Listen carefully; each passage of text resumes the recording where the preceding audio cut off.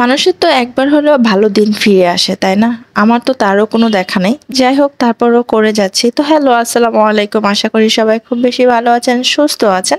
আজকে হচ্ছে ফ্রাইডে, আর আমি রাতের বেলা বিরিয়ানি রান্না করছি। কেন দিনের বেলা করিনি? কারণ দিনের বেলা অফিসে ছিল, সে বাসায় ফিরতে পারিনি। আর আমি তার জন্য একা একা দিনের বেলা রান্না করার প্রয়োজনটা মনে করিনি। সবকিছু আমি একদম রেডি টেডি করে রেখে দিয়েছিলাম যে একদম রাতেই রান্না করব। একদিক দিয়ে ভালো হয়েছে, আবহাওয়াটা খুবই সুন্দর, একদম মেঘলা মেঘলা, কয়েকটা ফোঁটা বৃষ্টিও হয়েছে, একটা ঠান্ডা ওয়েদার পাওয়া যাচ্ছে। তো এর মধ্যে হচ্ছে আমি বিরিয়ানিটা রান্না করে ফেলবো, সাথে সেও আমাকে হেল্প করবে। তো এখানে আমি হচ্ছে মাংস একটু হলুদ মাখিয়ে রেখে দিয়েছি, আলুটাও হলুদ মাখিয়ে রেখে দিয়ে এখন হচ্ছে খুব সুন্দর করে এটাকে ভেজে নিচ্ছি। তো এই মুহূর্তে হাতাখুন্তি নাড়ার দায়িত্ব আমি আমার ওনাকে দিয়ে দিয়েছি, আমি এইদিকে হচ্ছে ভিডিও নিচ্ছি। তো আলু ভাজা হয়ে গেছে, আলুটা তুলে রেখে দিয়ে বেরেস্তা করার জন্য পেঁয়াজগুলো দিয়ে দিলাম, বেরেস্তা করে নিব। আর সাথে হচ্ছে মাংসটাকে হালকা একটু ভেজে নেব, বেশি না, জাস্ট হালকা একটু ভেজে নেব। এদিকে অল্প কিছু ভাজা হয়ে গেছে, আর কিছুটা হচ্ছে ভাজা হচ্ছে, দেন হচ্ছে রান্নাটা বসিয়ে দিব। তো এদিকে হচ্ছে মাংস, আলু, পেঁয়াজ বেরেস্তা সব করা শেষ। তারপরে হচ্ছে রান্নাটাও বসিয়ে দিলাম। তার মধ্যে হচ্ছে পরিমাণ মতো অল্প করে গোটা মশলা, পেঁয়াজ কুচি দিয়ে খুব সুন্দর করে একটু নেড়ে চেড়ে এর মধ্যে হচ্ছে বাটা মশলা দিয়ে দিব। তো আমি হচ্ছে প্যাকেটের মশলা দিয়ে বিরিয়ানিটা রান্না করব। তো প্যাকেটের মশলা তো সব কিছু দেওয়াই থাকে, তাও আমি অল্প অল্প করে আমি সব ধরনের গোটা মশলা একটু দিলাম, দিয়ে হচ্ছে বাটা মশলা দিয়ে একটু নেড়ে চেড়ে এর মধ্যে হচ্ছে প্যাকেটের যে মশলাটা থাকে এটা আমি দিয়ে দিব।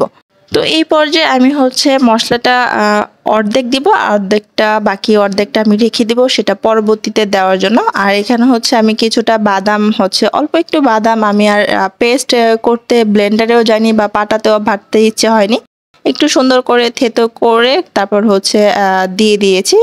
যতটুকু থেতো করা গিয়েছে ততটুকু থেতো করে বাদামটা দিয়ে দিলাম, সাথে একটু পরিমাণ মতো লাল মরিচের গুঁড়া দিয়েছি, দিয়ে এখন হচ্ছে মাংসটা দিয়ে দিলাম, দিয়ে এখন হচ্ছে এটাকে কষিয়ে নিব মশলাটার সাথে।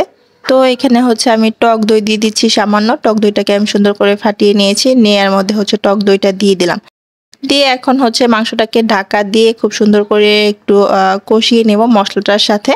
এই পর্যায়ে মাংসটা আমার কষানো হয়ে গেছে, সাথে আমি আলুগুলো দিয়ে দিয়েছিলাম কষানোর মধ্যে, তাহলে খুব সুন্দর করে আলুটা সফট হয়ে যাবে, মশলাটাও ঢুকবে। তার সাথে এখন হচ্ছে চালগুলো দিয়ে দিব। খুবই সিম্পলি ভাবে একদম জটপট ঘরোয়াভাবে বিরিয়ানিটা রান্না করে নিচ্ছি আমি।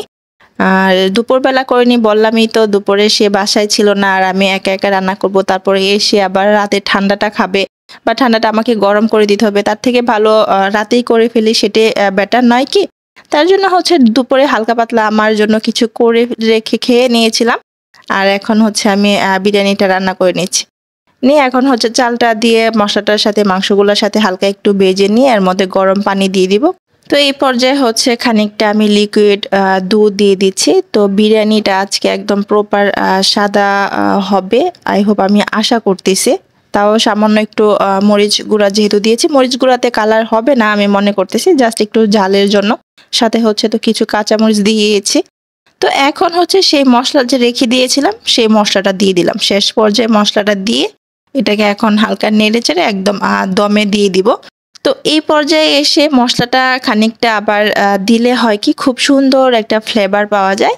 তো দমে রেখে দিয়ে বেশ খানিকক্ষণ পরে, প্রায় 20-25 মিনিট পরে আমি এটা তুলেছি। দেখেন আমার বিরিয়ানিটা একদম রান্না কমপ্লিট হয়ে গেছে, পারফেক্ট একদম জর্জরার বিরিয়ানিটা রান্না হয়েছে। তো এখন হচ্ছে বেরেস্তা কিছুটা উপর দিয়ে ছিটিয়ে দিয়ে গরম গরম পরিবেশন করে দিলাম। ওর আবার তাড়াহুড়া লেগে গিয়েছে, আর অপেক্ষা করতে পারতেছে না, তো খুব সুন্দর করে আর পরিবেশন করার সুযোগটা আমি পাইনি। সাথে হচ্ছে কয়েকটা টমেটো কেটে দিলাম, একটু লেবু দিয়ে দিলাম, ব্যাস রেডি। তো ভিডিওটা এখানে শেষ করবো, আল্লাহ হাফেজ।